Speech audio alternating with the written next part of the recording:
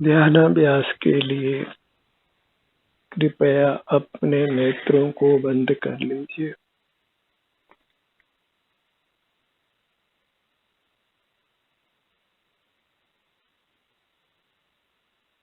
अपना मुख अपनी ओर कीजिए।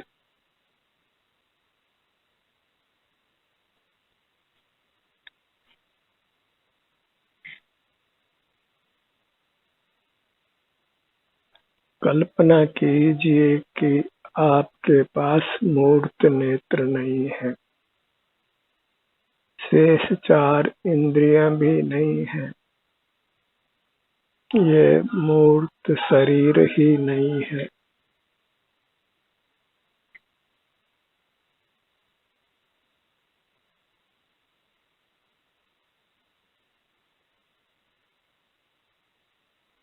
जो मुक्त हो गए हैं उन परमात्मा के पास मूर्त 5 इंद्रियां नहीं है, मूर्त शरीर नहीं है।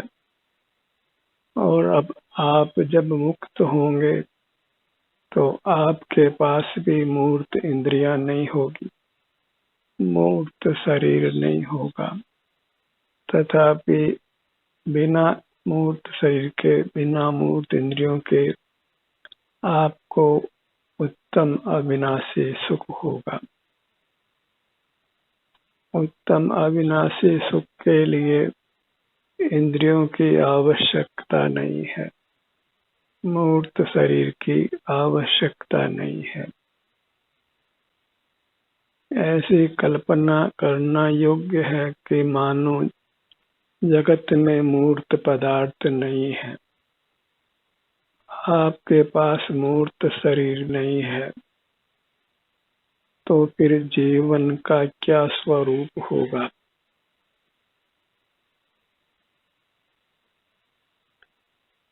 चूंकि आप सुख स्वभावी हैं, इसलिए बिना किसी बाह्य मूर्त पदार्थ के, बिना मूर्त शरीर के आपको सर्वांग में उत्तम सुख होगा। इसलिए मूर्त पदार्थों की वांछा छोड़िए, मूर्त इंद्रियों का उपयोग करना बंद कीजिए, मूर्त शरीर को उपयोग में लेना बंद रखिए। तब स्वतः ही आपको अपने अमूर्त शरीर में उत्तम सुख होगा, जो अविनाशी भी होगा। और जब इंद्रियां नहीं है तो फिर आपका मुख आपकी ओर है, फिर आप अपने ही सुख का अनुभव करते हैं। वही स्थिति आदर्श स्थिति है, उसी के अनुरूप हमें अपने जीवन को ढालना है। अपने शरीर का ही एहसास करते हुए रहिए, फिर देखिए जीवन कितना सुखद होता है। अपने ध्यान को अपने सिर से पैरों तक ही रखिए। जगत से मुख मोड़ लेना है, यहाँ से विदाई होना है, तो फिर यहाँ के पदार्थों से राग क्यों करना है, व्यवहार भी क्यों करना है? जो जीवन शाश्वत नहीं है, उस जीवन रूप जीना योग्य नहीं है, उसके अभ्यस्त नहीं होना है। आपकी अमूर्त काया ही सदा आपके साथ है, इसलिए उसी के संग रहना योग्य है। अपना ध्यान अपने सिर के भाग पर लाइए।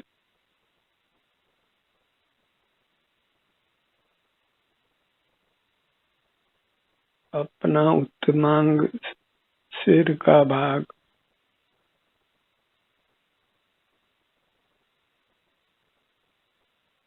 मन ही मन अपना मस्तकाभिषेक करिए।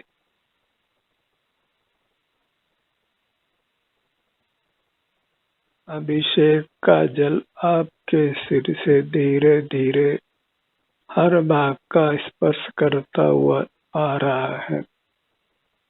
उसी के साथ साथ अपने ध्यान को आप अपने सिर से नीचे धीरे धीरे लाइए।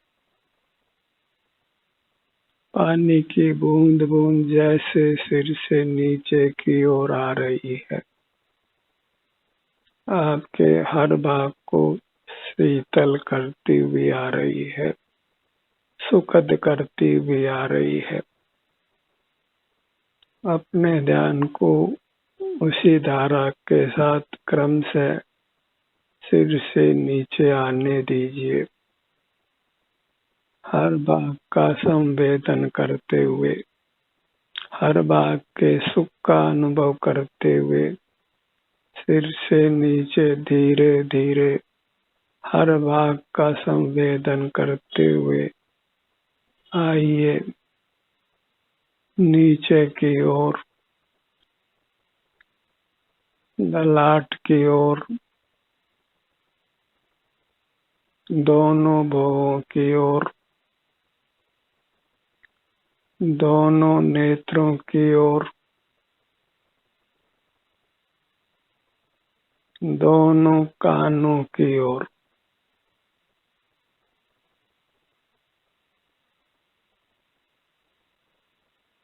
अपने नासिका भाग की ओर, अपने दोनों गालों की ओर।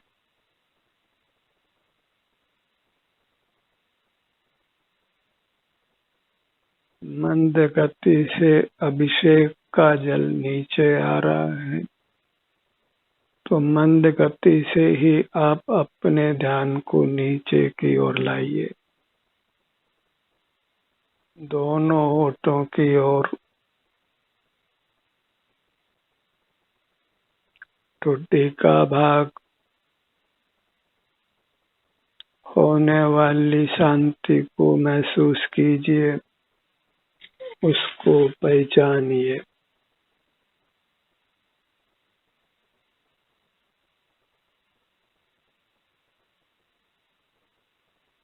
अपने सन्मुख होने से होने वाली शांति, सुख वही सच्चा सुख है जो स्वाधीन है, अतीन्द्रिय है,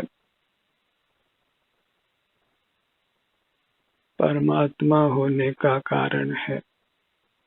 जैसा सुख परमात्मा को होता है, उसी जाति का सुख आपको होता है जब आपका मुख आपकी ओर होता है।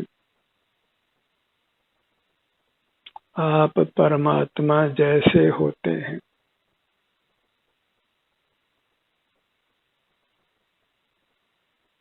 गर्दन के भाग पर आइए, पीछे, आगे, हर भाग की संवेदना को प्रसन्न चित्त से भोगना है, क्योंकि यही संवेदना का अनुभव हमको परमात्मा बनाएगा।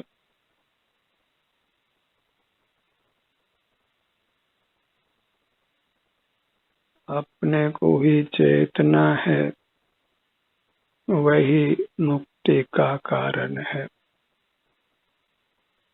इंद्रिय ज्ञान से होने वाले इंद्रिय सुख का फल तो दुर्गतियों में ही गमन है, और अंतो गत्वा वनस्पति काय में जाकर ठहर जाना है।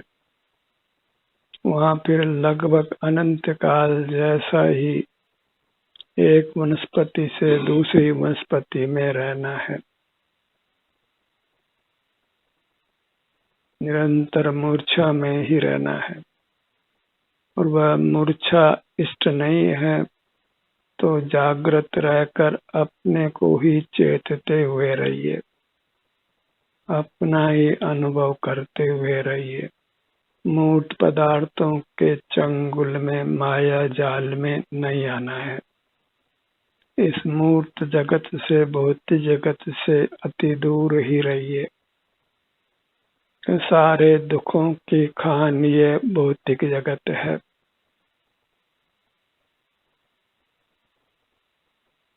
और आपका अभौतिक जगत जो अमूर्त है वही एक आनंद की खान है, वही परमात्मा है। अपने ध्यान को अपने सीने के भाग पर लाइए।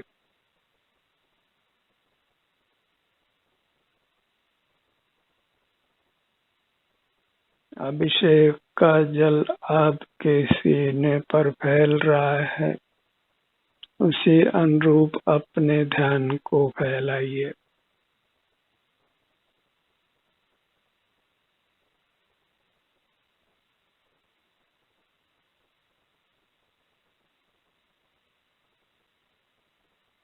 लोक में परमात्मा का अभिषेक किया जाता है, मानो आपको जगाने के लिए कि आपको इसी प्रकार सिर से पांव तक अंतर में विहार करना है, अपने हर भाग का संवेदन करना है। अभिषेक की जल की तरह अपने हर भाग को अनुभव में लेते हुए रहना है। उसी में हम जयवंत होते हैं, हमारी जयकार होती है। सीने के मध्य में हृदय स्थान,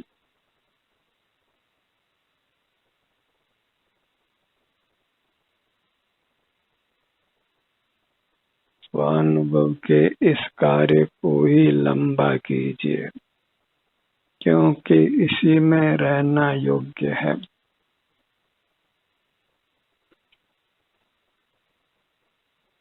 बहिर्मुखता में तो फिर पुद्गल के जाल में ही हम फंस जाते हैं।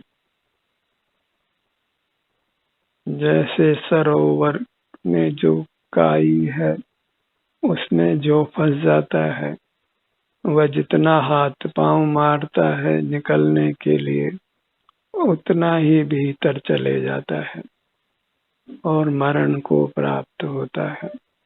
ऐसे ही संसार सरोवर में यह मूर्त पुद्गल रूप काई है, जिसमें आप पड़े हुए हैं। अब आप सुख के लिए जितना बार हाथ पांव मारेंगे, उतना ही इस संसार जाल में फंस जाएंगे और मरण को प्राप्त होंगे। और एक बार ही नहीं, बारंबार, अनंत बार। तो ऐसे अनंत बार के मरण से बचने के लिए इस भौतिक जगत को दुआ सलाम करिए, इससे दूर ही वर्तन करिए और अपना आध्यात्मिक जगत अपना अमूर्त शरीर है, वही एक इष्ट पदार्थ है, मंगल है, उत्तम है और शरणभूत है। और उस जैसा कोई पदार्थ लोक में नहीं है। अपना पदार्थ ये अपना उत्तम अमूर्त शरीर ही है, उसी का अनुभव करना हमारा स्वभाव है। आंखों को खुला रखकर बाहर मूर्त पदार्थों को देखना हमारा स्वभाव ही नहीं है, कुशील है। एक दुखद व्यसन है जो हमें लगा हुआ है, जिससे हमको छुटकारा पाना है।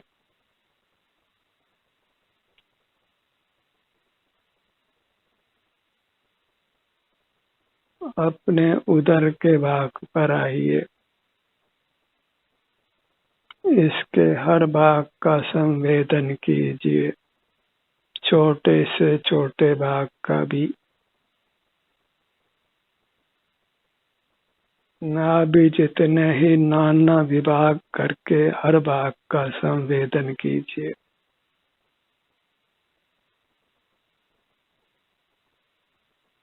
बाएं से दाएं, दाएं से बाएं, पूरा पेट का भाग, हर भाग को अभिषेक का जल स्पर्शित कर रहा है। आप भी अपने हर भाग का संवेदन कीजिए।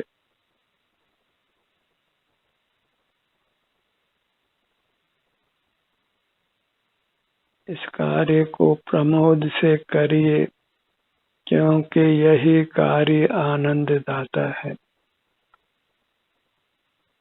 अपने ध्यान को अपने पीठ के भाग पर लाइए। कुछ मूर्त अंगों की कल्पना नहीं करना है। हमें अपनी अमूर्त काया का ही संवेदन होता है, क्योंकि वही सुख स्वरूप है। तो फिर मूर्त अंगों की कल्पना क्यों करना है? मूर्त पदार्थों को क्यों देखना जानना है? जब सुख अमूर्त काया में है, अपने में ही है, तो उसी से जुड़कर रहना है, स्वाधीन रहना है, स्वावलंबी रहना है। मूर्त पदार्थों का आलंबन नहीं करना है, उनका आश्रय नहीं करना है, उनके अधीन नहीं रहना है, उनका सेवन नहीं करना ही योग्य है। अपने ध्यान को अपने दाहिने कंधे पर लाइए।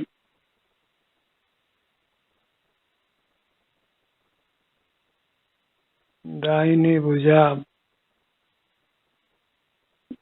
दाहिने कंधे से अंगुलियों की ओर धीरे धीरे अभिषेक का जल नीचे आ रहा है। एक एक बूंद करके सने सने धीमी गति से नीचे की ओर प्रवाहित हो रहा है। ऐसे ही अपने ध्यान को अपने दाहिने कंधे से धीरे धीरे नीचे लाइए। हर अपने अमूर्त भाग का वहाँ के आराम की स्थिति का संवेदन करिए।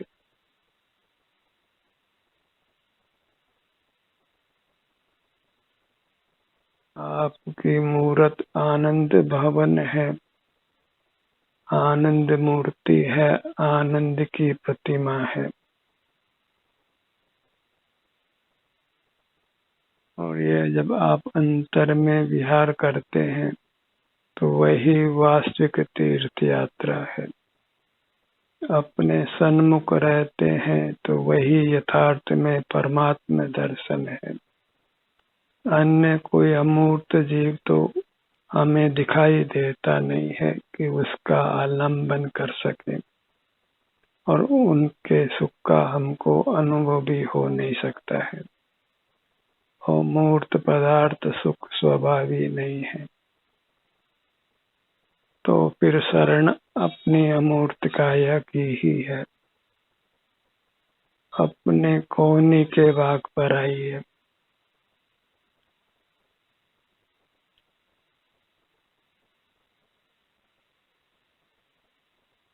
कोहनी से नीचे कलाई तक धीरे धीरे नीचे उतरिए।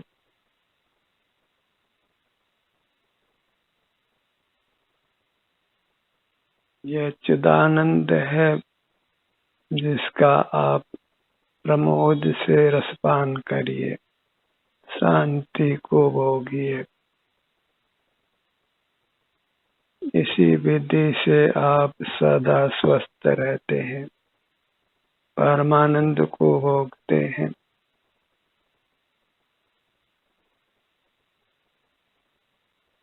अपना अनुभव करने के समान अन्य कोई कार्य ऐसा नहीं है जो हमें सुख का अनुभव करा सके।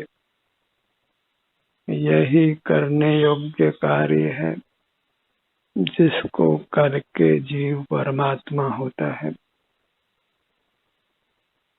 कलाई का भाग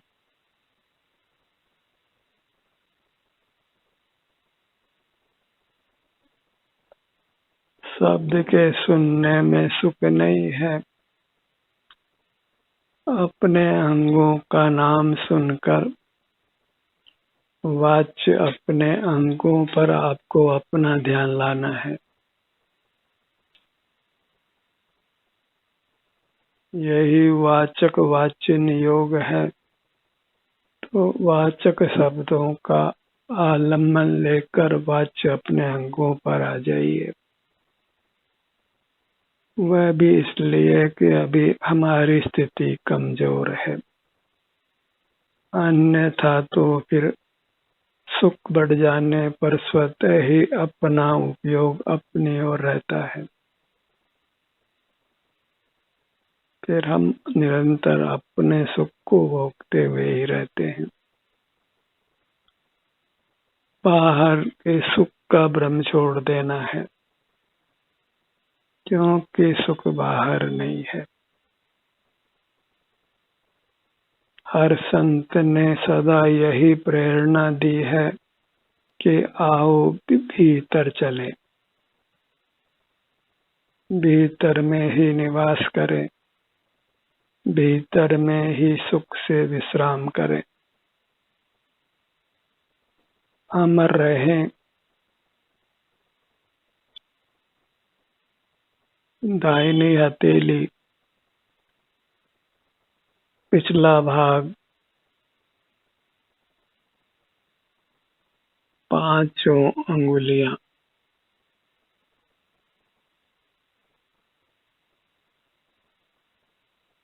अंगुलियों में जो भी स्पंदन है उससे युक्त रहिए। जो भी सुख दुख की संवेदना है वही हमारे भोगे जाने योग्य है। उसी से हम उत्तम सुख पाते हैं।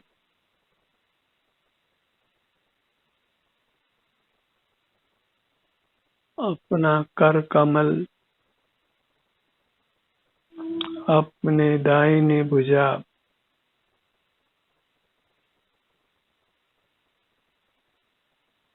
मूर्त के सहारे से शरीर में बल है उसको भी उपयोग में नहीं लेना है, क्योंकि हमें स्वाधीन रहना है।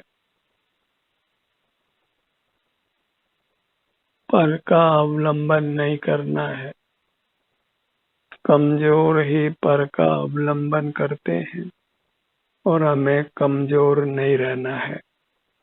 और अंतरंग में हम कमजोर नहीं हैं, केवल सुख स्वरूप हैं।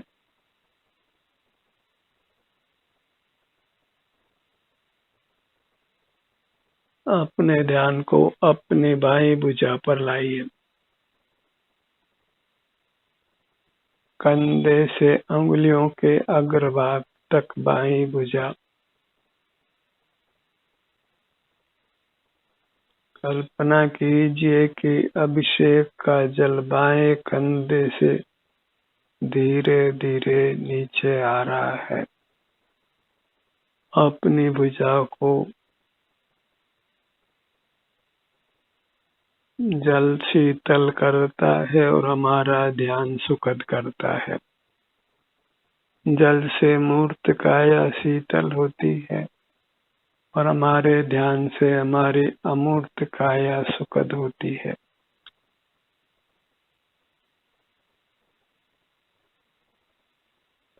बाईं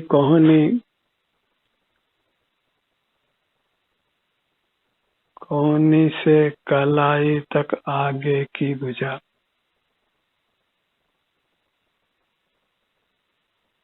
अपनी दृष्टि अपने पर ही पड़ते ही हमें सर्वांग में शांति होती है।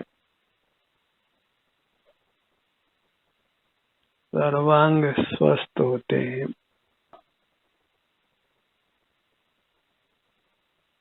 इसलिए अपनी दृष्टि को अपने पर ही रखिए। अपनी ओर पड़ती हुई दृष्टि ही हमको शांति का अनुभव कराती है। यही द्रव्य दृष्टि है, अपने द्रव्य का दर्शन करते हुए रहना।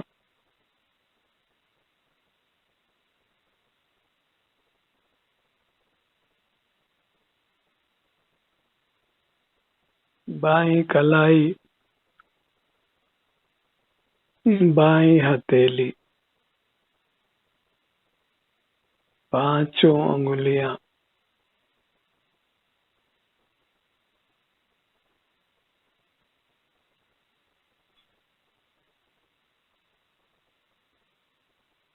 आप अपना ही अभिषेक कर रहे हैं, अपना ही सम्मान कर रहे हैं, अपनी ही उपासना कर रहे हैं।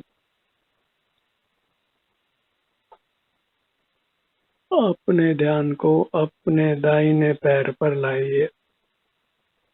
जंघा भाग से अंगुलियों तक अभिषेक का जल मानो धीरे धीरे जंघा भाग से नीचे आ रहा है।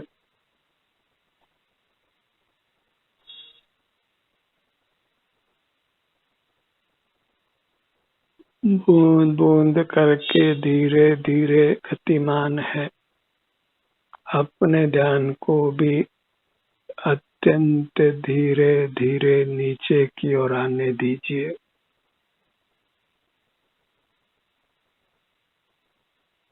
जंघा भाग, दोनों घुटने, घुटनों से नीचे एड़ी तक निचला भाग,